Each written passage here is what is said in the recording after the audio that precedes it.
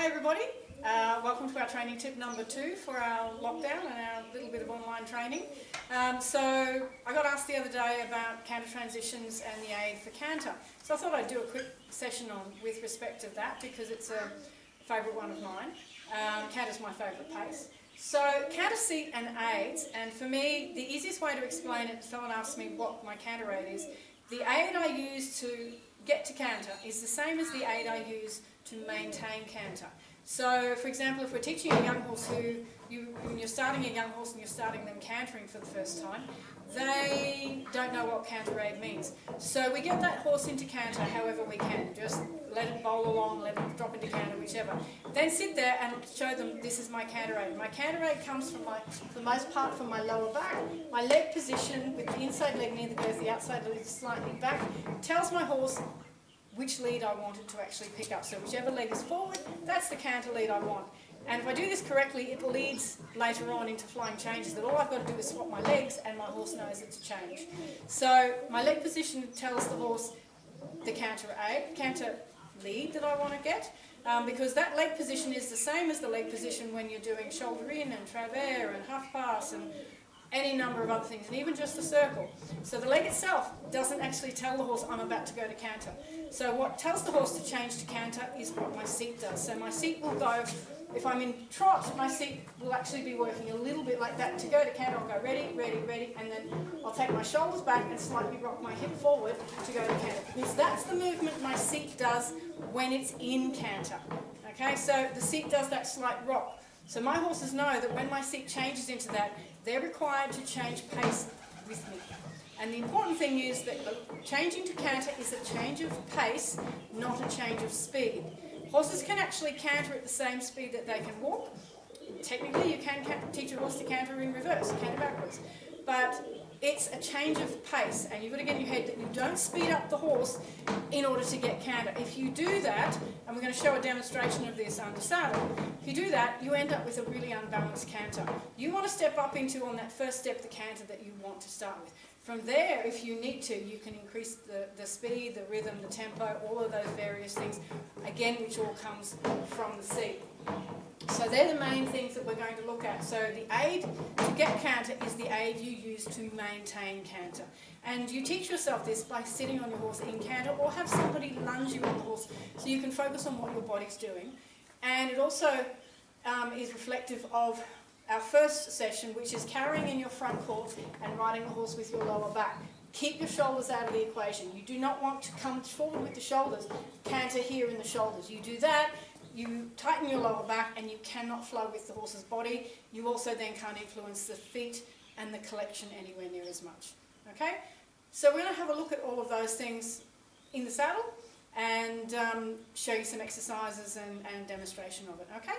So let's go get in the saddle. Welcome to the ridden section of your canter aid and balance and seat. As mentioned, somebody was querying a little bit the other day on getting the canter.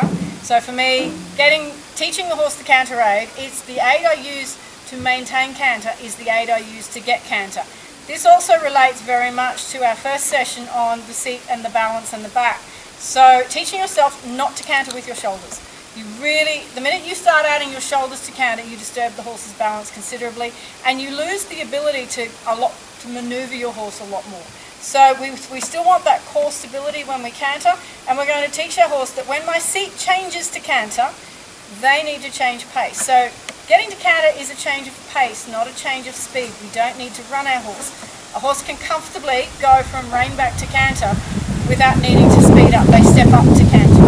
So let's have a quick look at what our canter seat does in canter. And one of the best ways for you to be able to find this is get your horse in canter or have somebody lunge you in the canter and just feel what you do for canter. So my leg position, my inside leg near the girth, my outside leg slightly back, tells my horse the canter lead that I want, and my seat indicates to the horse the change of pace. So at the moment my seat's walking, it's giving that slightly alternate swing from one side to the other because the horse doesn't have a jump. So let's go up a little bit. Let's go from what the canter is today. Start with. Outside leg goes back. engages, and my horse steps up to canter. So I'm just going to ride this down in canter for a little bit. What I'm thinking of is taking my shoulders back and arching my back, my front paw really stable, keeping as much of my shoulders out of the equation as I can.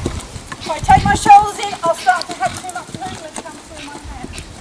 My legs are actually staying quite relaxed. My knees and thighs are off the saddle so that my horse can actually move underneath me, and my back is doing, my seat is doing a very slight drop as my shoulder goes back and my hip goes down.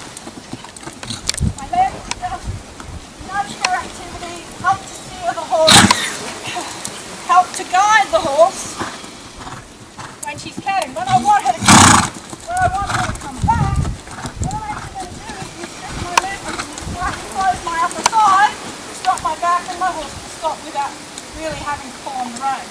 And I can step her forward again. As soon as my seat goes back into canter, ideally my horse should step straight back up into canter. We'll do that again. At the moment my legs and sides are quite soft and quite off. I'm not squeezing with anything. I'm just asking my seat to follow the saddle, and my knee, hip and ankle are absorbing a portion of the movement with part of my weight balancing into the ball of my feet. Come back to walk. I just relax and think about stop cantering and then ask my seat to actually start to follow her and walk. I'm going from this side. I put my outside leg back, and my horse can step up to canter. It's not a big movement. This mare doesn't have a big canter. She does have a very smooth canter. So I keep my shoulders back and stay quite firm in my front paw. I can actually do the exercise we talked about in that previously, such as leaning back a little bit extra and then coming back up. Leaning back a little bit extra and then coming back up. So I'm exaggerating my position and then coming back up until I find the relaxed point that is the best for me on this horse. So I'm going to move her back to walk now. I'm simply going to close my leg a little bit, stop my back for a split second, and then think about walking. And take it back up to canter again. And amazingly, I'm not wriggling in the saddle, I'm following it. Now if you're having trouble sitting down in the canter, and you start to feel like you've got to stiffen the knees and the hips, that exercise, teach yourself, doing flying changes, teach yourself, stand up in your stirrups for a sec, and balance through your joints. Looking out at the rail, my seat is actually still cantering. Then I'm going to sit down again. Keep my hip, knee and ankle quite supple. And I'm going to stand again. Same thing. Keep my hip, knee and ankle quite supple. Sit down again, take the shoulders back. And come down to walk. So, let's do that transition from the top this time. Alright, so I'm going to keep my hips in. Trot movement is quite a different movement from the canter movement in the seat. Okay, it's much more like small pistons going through the lower back, because obviously the hind leg is stepping up and down diagonally. Alternately. Alright, so I'm going to, look how we feel that. A little half holding front, put my leg in position, change my feet to canter, and my horse to just step up into the canter. So I'm going to come back into trot, close my side a little bit, push my seat in trot. And we're going to go up into canter again. Outside leg's going to go slightly back. Seat's going to change.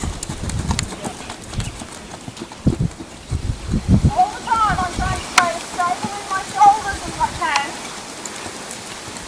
And as elastic in my elbows as I can, so I can absorb movement. If knees and ankles are quite soft, I can actually keep cantering and take my knees and thighs completely off the saddle. I've got that coming towards the camera, so I can go out quite wide. My horse can kind of keep cantering, but I lose a bit of stability. So my legs will relax, down again, to my stability, come back to trot.